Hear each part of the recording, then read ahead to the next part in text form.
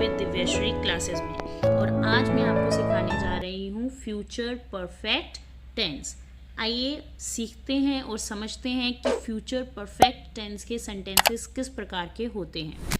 Guys, जो बात आपको ध्यान रखनी है, हम जब सब्जेक्ट की बात करेंगे, सब्जेक्ट अब हमें टेंस करते हुए काफ़ी देर हो गई है, तो आपको अच्छे से समझ में आ गया होगा कि सब्जेक्ट होता क्या है। सब्जेक्ट वो पर्सन होता है जो काम करता है, राइट। जैसे कि first person, second person, third person, कोई भी हो सकता है वो, ही, शी, इट, दे, वी, किसी का नाम, ये सब क्या होंगे? सब्जेक्ट। एक सेंटेंस जब हम बनाते हैं उनमें प्रोनाउन और नाउन ही सब्जेक्ट होता है। जब हम फ्यूचर परफेक्ट टेंस में वाक्य बनाते हैं, सेंटेंसेस बनाते हैं, तो हमें विशेषकर किन बातों का ध्यान रखना होता है जो आपको समझनी है। गाइस, उसे ज़रा ध्यान से सुनिएगा। पहली बात, जो सब्जेक्ट है फ्यूचर में उसके पास क्या होगा। ओके, तो फ्यूचर परफेक्ट टेंस की पहचान ये रहती है कि सब्जेक्ट के बारे में जब बात की जाती है तो फ्यूचर में उसके पास क्या होगा, एक ये पहचान है। इस प्रकार के सेंटेंसेस जो होते हैं उन्हें हम फ्यूचर परफेक्ट में बदलते हैं। दूसरा कि सब्जेक्ट जो है वो फ्यूचर में क्या काम कर चुका होगा समय से पहले, स्पेसिफिक टाइम में वो क्या काम कर चुका होगा या फिर समय से पहले क्या कर चुका होगा।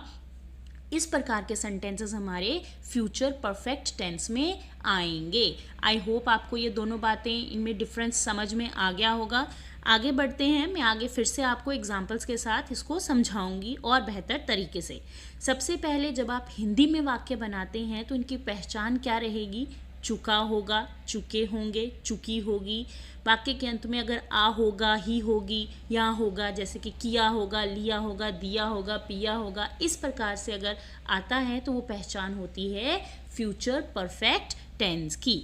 अब मैं जो आपको बात समझाना चाह रही हूँ पहचान की, आइडेंटिफिकेशन की, वो ये कि जो सब्जेक्ट है, कोई भी एक्शन जो सब्जेक्ट के द्वारा किया जाएगा या किया होगा, इन फ्यूचर में जो एक्शन सब्जेक्ट के द्वारा होगा, अगर सब्जेक्ट अभी सोच रहा है कि मेरे पास क्या होगा, राइट, इन फ्यूचर में, तो एक आपका जो एक्शन जो है सब्जेक्ट का, डन बाय सब्जेक्ट जो एक्शन रहेगा, वो पहचान होती है कि हमें उस प्रकार के सेंटेंसेस को फ्यूचर परफेक्ट टेंस में ही बदलना होता है। जैसे कि वह जा चुका होगा, तुम खाना खा चुके होंगे, उसने बता दिया होगा, उसने पानी पिया होगा।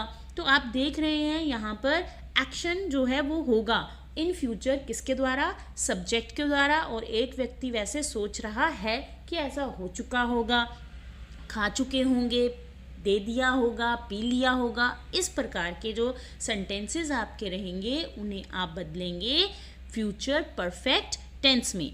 दूसरी तरफ बात होती है पोजेशन की, कि जो सब्जेक्ट है वो सोच रहा है कि उसके पास क्या होगा, अगले साल इसी पल इसी समय में उसके पास क्या होगा। अगर वो इस तरह से कुछ सोचता है कि मेरे पास बाइक होगी, ठीक है, अगले साल आज ही के दिन में मेरे पास बाइक होगी, तो ये क्या है? ये जो सब्जेक्ट है वो अपने बारे में कोई चीज़ सोच रहा है कि उसके पास क्या होगा, या किसी और के बारे में सोच रहा है कि उसके पास क्या होगा। तो यानी कि पोजेशन जब होती है तो उसमें भी फ्यूचर परफेक्ट टेंस में ही हम सेंटेंस को बदल सकते हैं, राइट। इसको और अच्छे से समझिए कि in present moment when the subject thinking about what he will have in future, पहली बात। और दूसरा कि जो सब्जेक्ट है वो सोच रहा है कि क्या काम हो चुका होगा, राइट। इस तरह से जब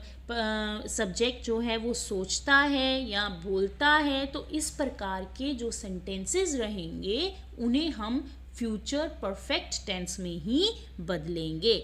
आई hope you are understanding my point, right.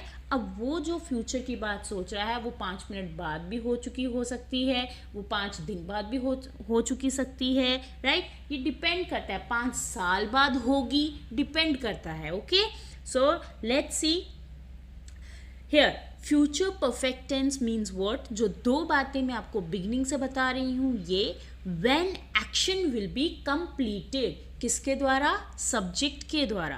Before a specific time in the future, future में समय से पहले जो काम हो चुका होगा सब्जेक्ट के द्वारा, that type of sentences we can change them into future perfect tense, right. और दूसरी बात, before another action in the future, और कोई काम जो होगा सब्जेक्ट का, जो सब्जेक्ट सोच रहा है, so that also we can change into future perfect tense. I hope guys आपको पोजेशन और action by the subject when thinking about future समझ में आ रहा है कि उन्हें हम फ्यूचर परफेक्ट टेंस में ही चेंज करेंगे। अब रूल्स क्या हैं फ्यूचर परफेक्ट टेंस में सेंटेंसेस बनाने के, आइए सीखते हैं।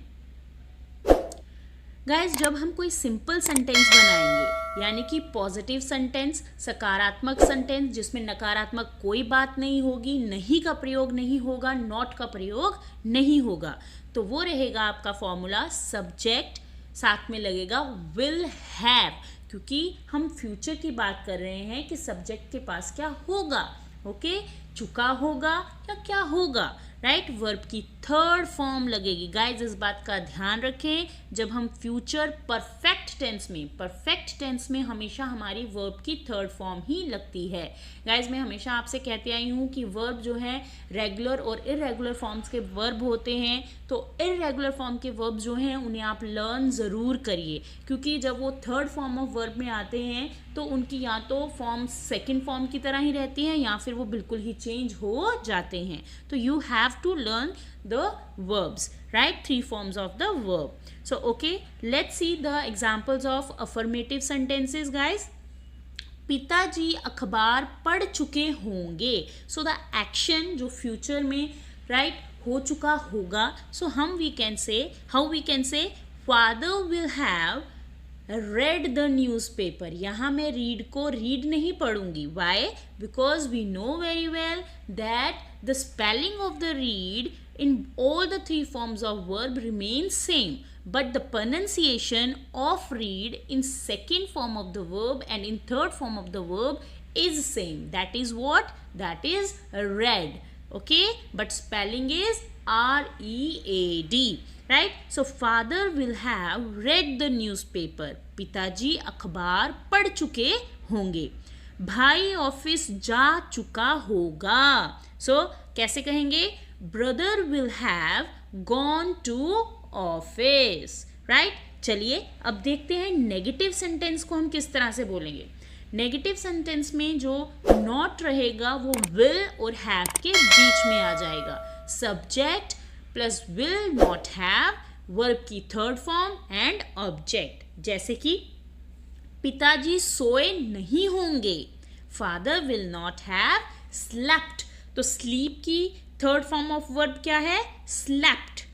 वह गया नहीं होगा, he will not have gone, go की थर्ड फॉर्म क्या है? वर्ब की third form for go it is gone, he will not have gone, okay. चलिए देखते हैं इंटेरोगेटिव सेंटेंस अगर हमें करना होगा तो उसे हम कैसे बदलेंगे।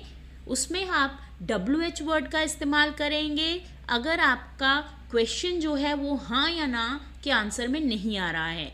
विल का इस्तेमाल होगा, सब्जेक्ट के साथ नॉट का प्रयोग होगा, हैव वर्ब की थर्ड फॉर्म और ऑब्जेक्ट। गाइज, मैं आपको ये बिगनिंग से समझाती आ रही हूँ, जब से मैं टेंसेस आपको एक्सप्लेन करने लगी हूँ कि WH वर्ड का इस्तेमाल कहाँ पर किया जाता है और किस प्रकार के क्वेश्चंस होते हैं जब हम WH वर्ड यानी कि व्हेन, व्हाट, वेयर, विच इनका प्रयोग करते हैं। देखते हैं फ्यूचर परफेक्ट टेंस में इंटेरोगेटिव सेंटेंसेस कैसे बनेंगे। क्या वह किताब पढ़ चुका होगा? Will he have read the book? Read, so read is what? It is a third form of the verb read। Spelling same ही रहेंगे थर्ड फॉर्म में भी रीड के, बट उसकी प्रोनंसिएशन रेड रहेगी। वह किताब में क्या पढ़ चुका होगा? अब यहाँ पे पूछा जा रहा है कि क्या पढ़ चुका होगा, तो यहाँ पे गाइज आपका क्वेश्चन वर्ड से शुरू होगा। क्या का क्वेश्चन वर्ड क्या रहता है? what will he have read in the book? question mark। वह क्या किताब नहीं पढ़ चुका होगा? अगर क्वेश्चन आपका नेगेटिव में है तो किस तरह से रहेगा? Will he not have read the book? I hope guys आपको यहाँ तक अच्छे से समझ में आ गया होगा कि फ्यूचर परफेक्ट टेंस के किस प्रकार के सेंटेंसेस होते हैं जिन्हें हम फ्यूचर परफेक्ट टेंस में चेंज कर सकते हैं। ओके गाइज, चलिए अब हम बढ़ेंगे प्रैक्टिस की ओर। देखते हैं कि आपने क्या सीखा है और आपको कितना समझ में आया है। गाइज, मैं हिंदी में सेंटेंस बोलूँगी और आप उसे इंग्लिश में ट्रांसलेट करेंगे। थोड़ी देर में आपको यहाँ पे इंग्लिश में भी सेंटेंस विजिबल होगा। आप देखिएगा कि क्या आपका जो सेंटेंस आपने फ्रेम किया है क्या वो बिल्कुल सही है। चलिए बढ़ते हैं प्रैक्टिस की ओर। पहला सेंटेंस है, वह कपड़े बदल चुका होगा। वह कपड़े बदल चुका होगा। He will have changed the dress. क्या आपका भी यही आंसर था?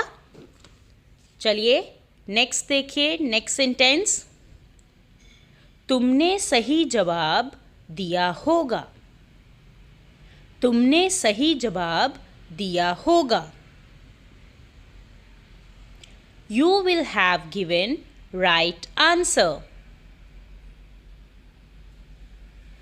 चलिए अब वहीं पर हम नेगेटिव में सेंटेंस बनाएंगे। काजल ने पुलिस नहीं बुलाई होगी। काजल ने पुलिस नहीं बुलाई होगी। काजल will not have called the police. Next देखते हैं, तुमने नहीं बोला होगा। तुमने नहीं बोला होगा। You will not have spoken. Speak की third form of verb spoken. उसने कपड़े नहीं खरीदे होंगे। उसने कपड़े नहीं खरीदे होंगे। नेगेटिव में बनाएंगे, He will not have purchased clothes. Okay guys, अब देखते हैं इंटेरोगेटिव में किस प्रकार से करेंगे आप। क्या उसने चाय नहीं पी होगी? क्या उसने चाय नहीं पी होगी? Will he not have taken the tea? Will he not have drunk the tea? Will he not have had the tea?